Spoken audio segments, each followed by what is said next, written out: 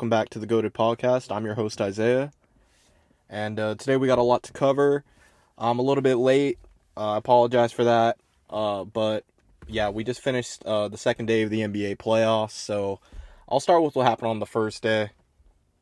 Yeah, of course I got to start off with the Celtics. The Celtics had a big win yesterday. They won 109-101. It was a back and forth game. Looked like Philly was going to take it in the third quarter, but the Celtics just pulled away in the fourth quarter behind Jaylen Brown's 15 points in the fourth quarter.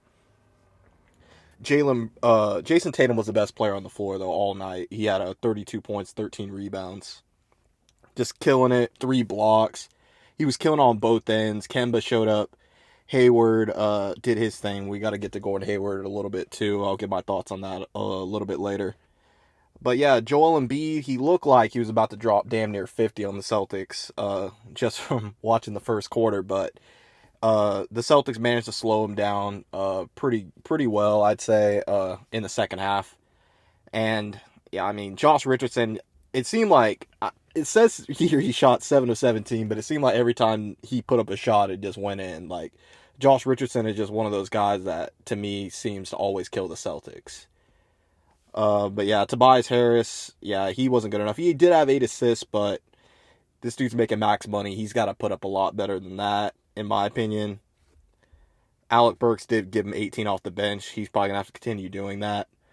But the real story after this game is that Gordon Hayward did suffer a grade 3 ankle sprain. And unfortunately, it looks like he's probably going to miss the rest of the playoffs. I know the Celtics did put a timetable of 4 weeks on it, but if you look up a grade 3 ankle sprain, everyone pretty much says that it takes a couple of months to heal.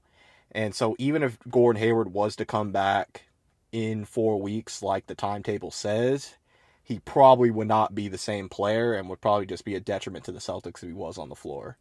So in all likelihood, Gordon Hayward is going to miss the rest of the season for Boston, which is a crushing blow, to say the least. Gordon Hayward, in my opinion, has been the second best player on the Celtics since the bubble started, behind Jason Tatum. He's the best facilitator on the Celtics. He just makes the right play. Gordon Hayward is such an underrated player, and he's a big loss to this team. I'll give my thoughts on what I believe is going to happen for the rest of the playoffs at the end of the podcast, but we're just going to move on to the next game. We had the Mavericks and Clippers. This was a good one. Luka Doncic, he set the NBA record for the most points in his first playoff game with 42 points. He had 42.7 rebounds, 9 assists. Luka Doncic was just unbelievable tonight. And yeah, yesterday, I should say. My bad. Yeah, but it just wasn't enough. Doncic did his thing, but the real story of the game is that Kristaps Porzingis was ejected, I believe, early in the second quarter on a bogus call, in my opinion. The first technical Porzingis received was BS, complete BS. He had a clean block. He showed a motion towards the referee. The ref, being the soft little bitch that he is, decided to give Porzingis a technical for that. So that was his first technical. And the second technical came after Marcus Morris and Luka Doncic got into a little shoving match. He came in to defend his guy like any other player would, and they teed him up for that. And so 2 technicals, you're gone. But I just think in a playoff game, emotions are riding high. You can't eject a star player in that spot. You just can't do it. And in my opinion, this did cost Dallas the game. I believe Dallas would have won this game had had Porzingis stayed in, because Dallas has no other rim protection other than Luka, other than Kristaps Porzingis. Maxi Kleber, good player, but yeah, he was just getting roasted all night. He couldn't protect the rim. So yeah, the Clippers did win this game. Kawhi and Paul George played very well, 29 points and 27 points respectively. So yeah, I believe it's going to be a very quick series. I believe it's going to be a good series regardless, though, even if it does only go around 5 games like I believe. Moving on to the next game, we got the Nets and the Raptors. Yeah, the Raptors dominated this game as expected. Fred VanVleet led the way with 30 points and 11 assists. VanVleet's so underrated. Like, I don't care anybody says, this dude just balls every single time you need him to. Last year's playoff was evidence of that, and now you're seeing it continue in this year's playoffs. Kyle Lowry did his thing, 16 points. Siakam, quiet game, but, he did his thing, especially on the defensive end. Ibaka, 22 points. So, yeah, they're just getting contributions from everywhere on their team. The Raptors run about a 10, 11 deep with their rotation. They got some of the most depth in the league. So, yeah, they're definitely going to be a tough team to beat. Nets, yeah. LeVert had 15 assists, which is very impressive. Like, Karis LeVert's low-key becoming a very underrated player in this league. We'll see how it works next year with him, Kyrie Irving, Kevin Durant. I don't know how well that's going to work because he seems like he's a player who needs the ball a lot. So, yeah, we'll see what happens with that. Moving on. Jazz and Nuggets. This was an amazing game. Crazy game. Donovan Mitchell just continues his path of destroying the Denver Nuggets. I believe he had 45 in the last game against Denver. In one of the seeding games, and now he dropped 57 in game 1 of this game. In a losing effort, however, it's not often you drop 57 points and lose. This is, I believe, the third highest scoring margin ever in a playoff game, 57 points. So Don Mitchell was unbelievable, but he just did not get enough contribution from other pieces. If they had Bojan Bogdanovic right now, I believe this would be a different series. But yeah, like I said, Denver, they got a lot of depth. Jamal Murray just carried them at the end of the game. I want to say he assisted or scored on their last 31 points, which is just unbelievable. Jamal Murray continuing the trend of when he plays well, the Nuggets win, and when he plays bad, they lose. So low-key, he's their most important player, even over Nikola Jokic, if you're going back to last year's playoffs.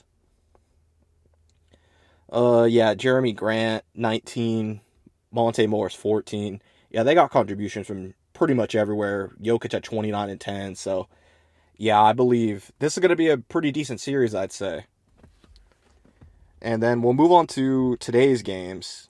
And today we had, let's start with the Magic and Bucks. The Magic with a shocking win over the Bucks. I and a lot of people believe that the Magic were probably going to get swept, but that doesn't seem to be the case. The Magic, for the second year in a row, have won a game 1, being the underdog in a series. As you know, they beat the Toronto Raptors in game 1 last year behind DJ Augustin's game-winning 3. And today, they pretty much dominated Milwaukee. Like, what can I say? Nikola Vucevic had 35. He had 5 threes, 35 and 14, 4 assists from Nick Vucevic. This dude's he's just killing it. Like, they had no answer for him. And, yeah, they got contributions from everywhere. The Magic, one thing you could say about them, they're not a very talented team, but they play hard every single night, and tonight was just evidence of that. Giannis, he had 31 and 17 with 7 assists, but they did a very good job on him, forcing him to become a jump shooter. He did hit 3 threes, but some of the misses he had, I believe he had a couple of air balls on his missed threes. So, yeah, if you turn Giannis to a jump shooter, that's what you want. That's pretty much your only chance of beating Milwaukee. They are usually lights out. Chris Middleton, it's just so frustrating. This is going to be a little personal, but I just get so frustrated seeing Chris Middleton have a bad game in the playoffs when he's playing any other team other than the Celtics. When he's playing the Celtics, this dude drops 30 points a night. But tonight, only 14 points on 4 or 12 shooting. He's got to be better. Obviously, he's their second best player. They need a lot more from him. George Hill showed up, though, but it just was not enough. I still believe Milwaukee's going to dominate this series. Like I said, I think it was the game 1 fluke. Milwaukee's feeling them out, and Milwaukee should win the series pretty handily. Then we'll move on to the game that took place right after. It was the Heat and the Pacers. This is a pretty good game for most of it. The Heat did pull away in the end, though, behind Jimmy Butler's back-to-back threes. Jimmy Butler, I recently just read something. He hadn't hit... it said that he had hit 1 3-pointer since February. I know we've had the shutdown and everything, but that's still pretty crazy that this dude... He pretty much doesn't take threes anymore. He only shot, I believe he shot a career low 24% from 3 this year. So he's kind of accepting that he's not the best shooter. But tonight, yeah, he took the only 2 threes he took, he made both of them, and he just a complete game from Jimmy Butler. Wherever Jimmy Butler goes, that team wins. Like you saw it with Chicago his last year, you saw it with Minnesota his 1 year there, Philly. Everywhere he goes, this dude's a winner. So, yeah, we'll continue this. T.J. Warren, he did have 22, not quite the bubble Warren we've been seeing. Not quite all bubble first team T.J. Warren, but still a pretty good game, but just not enough. Miles Turner, I'm very disappointed in him. I believe Miles Turner a couple years back. I believe this dude was going to be one of the best centers in the league. This dude just has not gotten any better. He's a great rim protector, but this dude puts up like 9 points tonight. Like, that's just not going to get it done. You're one of the best young players on this team. You got to show up, man. I could see, honestly, I could see Indiana moving on from Miles Turner after this season just to play Domantas Sabonis at the 5 full time. Like, I don't think it works with both of them in that lineup, especially if he's going to have outings like this without Sabonis on the floor. You would think with Sabonis off the floor, without Sabonis, you would think that he would be stepping up a lot more, but he's just not. So, yeah, I'll get my predictions for all these series in a little while. Then we got the Houston Rockets and the Oklahoma City Thunder. And, yeah, it started out pretty good, but Houston pretty much dominated this game. Shai Gilgeous-Alexander, he had 9 points on 2 of 8. They need him to be way better if they want to have a chance in this series. Even though Houston doesn't have Russ, if they're going to get contributions from Jeff Green and Eric Gordon, they're not going to even need Russ for this series. Jeff Green had 22 tonight. Eric Gordon had 21. Harden did his thing that he usually does, 37 points. They could not stop him. In this stretch in the third quarter, I believe he hit 3 straight threes. So, yeah, there's not much they can do. Gallinari had a great game. Like, they had James Harden guarding Gallinari in this game, and sorry for the noise in the background. Apologize for that. They had James Harden guarding Gallinari. He had no answer for him. Gallinari was just shooting over him. Gallinari's about 6 inches taller than James Harden. He was just shooting over every time. And so, yeah, that's going to be a tough matchup for the Rockets, but I don't see this series going very far. Especially if Russell Westbrook does come back. They said he could be back pretty early, as soon as maybe game 3 or 4. So we'll see what happens with that. But, moving on to the last game. We got the Trailblazers and the Lakers. And Damian Lillard, he just keeps doing his thing, man. He had 34. He had a logo Lillard shot in the fourth quarter that, in my opinion, was the turning point of this game. After Lillard hit that shot, the Lakers just got tight. It just seemed like that shot demoralized them. I don't think they had any answer for Damian Lillard tonight. And C.J. McCollum, he did his thing, 21 points. Nurkic, 16 and 15. Gary Trent Jr. was terrible tonight, but he did hit a big 3 at the end of the game to kind of ice it. I believe he had 3 shots that hit the side of the backboard tonight. So, yeah, he's got to show up better than that. But if the Lakers keep shooting like this, they're not going to really need contributions from their other players, because the Lakers shot a combined 5 of 32 from 3 tonight. And you're not beating anybody if you shoot that bad. You're just not. LeBron set his career high with 16 assists. He had 23 points, 17 rebounds, 6 assists. LeBron was great. AD, he did have 28 and 11, but he did shoot 8 of 24 from the field. That's just not going to get it done. He's getting most of his work from the free throw line. You're not going to always get those calls. AD has to be better. He has to be better. KCP, I believe the Lakers should bench him. I don't think he should play another minute in this series. He was 0 of 9 from the field, 0 of 5 from 3 with 1 point. So, yeah, KCP should not be playing for the Lakers, in my opinion. If I was them, I would put J.R. Smith out there, because at least J.R. Smith has played in big moments and won't get shook like it seemed that KCP did tonight. And once they get Rondo, I believe that'll help them. I still believe the Lakers are going to win this series, but I can most definitely say that the Lakers will not win the NBA Finals this year. Not with the way that they shoot. They just did not have enough good shooters on this team. So yeah, Kuzma, he had 14 points. In my opinion, I believe they should put Kyle Kuzma in the starting lineup, and AD should just suck it up and play the center.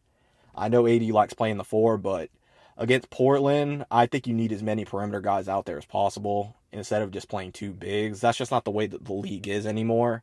You really need four perimeter guys with the big. That's just what works best today in 2020 NBA basketball. So yeah, we'll see what happens with that.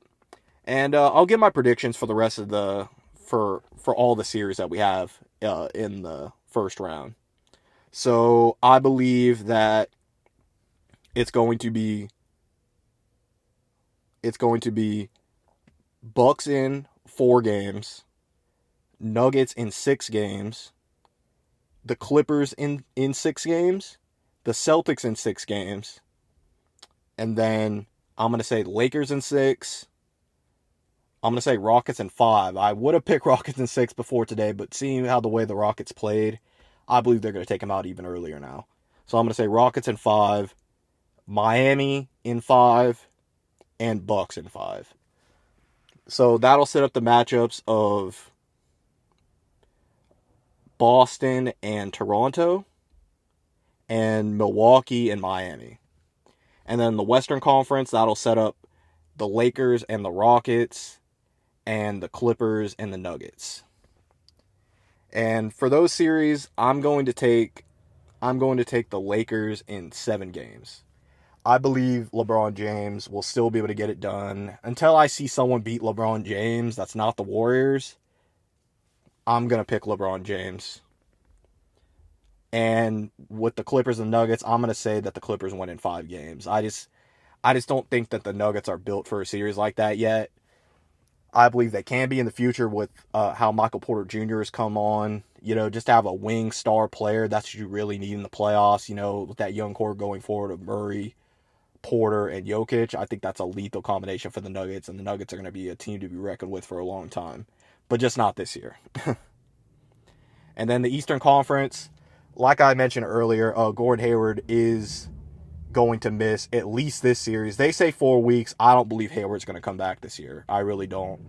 So I'm going to say that the Raptors win that series in 6 games. Without Gordon Hayward, I don't think the Celtics could beat the Raptors. I think the biggest advantage the Celtics would have had is having those 3 wing players, and forcing Toronto to guard all 3 would have been a very tough ask of them. But now that it seems like Marcus Smart is going to be starting for Gordon Hayward now, if game 1 is any indication of Marcus Smart's shooting, it's going to be a tough series for the Celtics, I believe. So I do believe Toronto will win that series in 6 games. Unfortunately for me, like I said, I am a Celtics fan, but I'm just being realistic here.